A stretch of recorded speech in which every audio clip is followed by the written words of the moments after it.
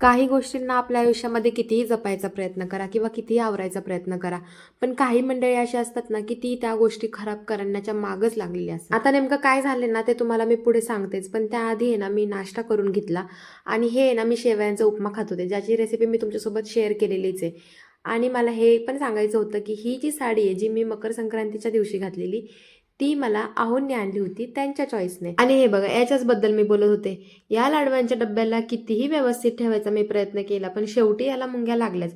मग काय, एकतर आधीच तब्येत बरोबर नव्हती आणि त्यामध्ये हे एवढ्या सगळ्या मुंग्या बघून ना माझी चिडचिड जरा जास्तच वाढली होती. पण चिडचिड करून पण काय होणार नव्हतं आणि या मुंग्या काय माझा पिछा सोडणार नव्हत्या. मग काय केलं, सगळं ना व्यवस्थित मी साफ करून घेतलं आणि हेच आहेत ते जे मला सुखाने काही चुकू देत नाही. म्हणून मी ना एका पातेल्यामध्ये पाणी घेतलं आणि त्यामध्ये मी हा लाडूचा डब्बा ठेवला, जेणेकरून या मुंग्या आता याच्या जवळ भरकटूच नाही, कारण की शेंगदाण्याचे लाडू माझ्या फार आवडीचे आहेत. चला आता मी थोडासा आराम करते. आजच्यासाठी एवढंच, भेटूयात पुढच्या व्हिडिओमध्ये. तोपर्यंत बाय.